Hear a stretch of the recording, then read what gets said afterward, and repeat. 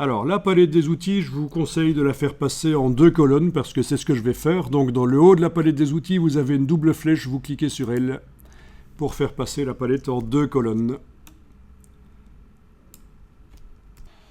Donc, l'avantage de la palette des outils en 2 colonnes, c'est que on a les échantillons ici en bas qui sont bien grands, on a les 2 icônes qui sont accessibles ici. Ne cliquez pas sur elles n'importe comment parce que sinon la suite ne marcherait pas. On parlera de cette icône qui est le Quick Mask et qui s'enclenche dès qu'on enfonce la touche Q sur le clavier. Et une fois que c'est enclenché, on ne sait plus rien faire, on se demande pourquoi ça ne marche pas. On en parlera du Quick Mask. La barre du dessus, la barre des options. Oui, c'est ici dans menu Fenêtre. Option doit être cochée dans le bas du menu Fenêtre. Sinon, cette barre là au-dessus, elle n'est pas là. Là, je vais aller remettre Option, elle réapparaît. Donc c'est une barre qui est intéressante parce qu'en fonction de ce qu'on est en train de faire avec les outils sur l'image, ça va proposer différentes choses qui sont en réalité des redites, des choses qui existent dans les différentes palettes, dans les différents panneaux de Photoshop. Le menu Fenêtre vous montre tous les panneaux de Photoshop. Il y a des fonctions dans ces panneaux.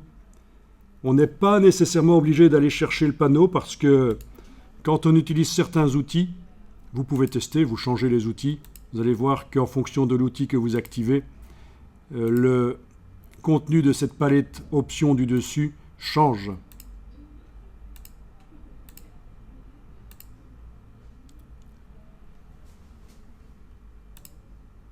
On est d'accord, c'est contextuel donc.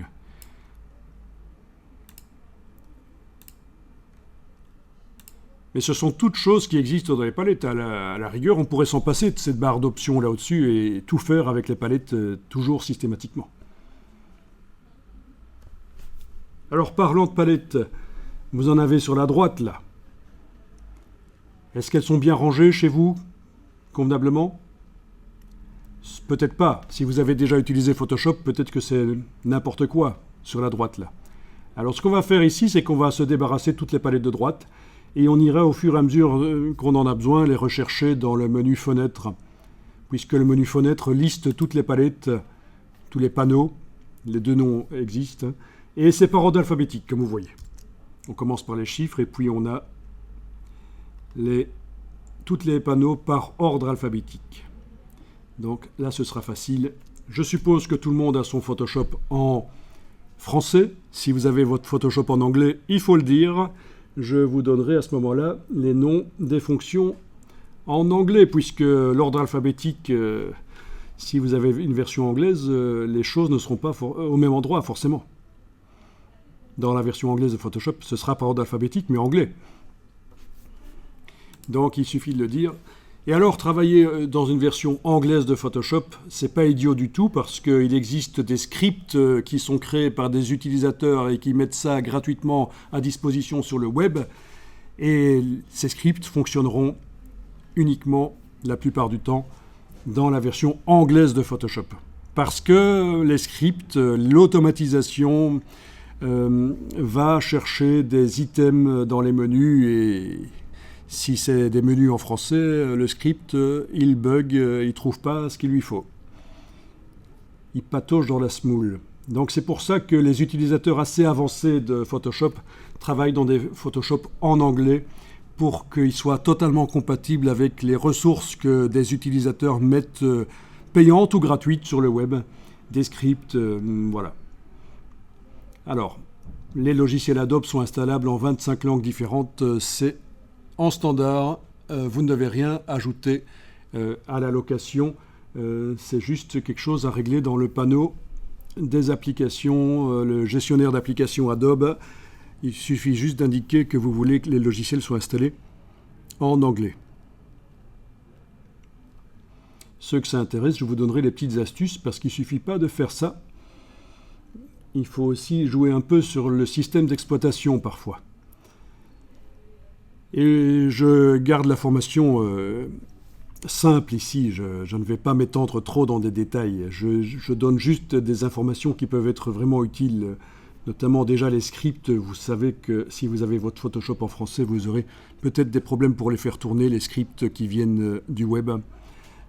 Et vous savez, du coup aussi, je vous ai expliqué que c'est gratuit. Vous avez, avec la location des logiciels Adobe, la possibilité de l'installer en anglais aussi. Alors, les scripts en soi ne sont pas des pré-réglages, ce sont des macros, c'est une suite de fonctions. Donc, ça va chercher des choses dans les menus pour faire en une fraction de seconde ce qui vous prendrait 5 ou 15 minutes à faire. Donc, ce sont des macros. Voilà, donc juste dans Google, j'ai tapé script Photoshop et si je vais voir les images, vous voyez des choses qui sont disponibles. Alors les scripts, on appelle ça aussi des actions, mais en fait c'est pas exactement la même chose. Je ferai la différence, j'expliquerai quelle est la différence entre les actions Photoshop et les scripts Photoshop. Les actions Photoshop, voilà, vous en avez pléthore d'exemples ici. Vous avez cette photo, vous voulez obtenir cet effet, voilà. Vous avez ça, vous voulez obtenir ça, vous avez ça, vous voulez obtenir ça.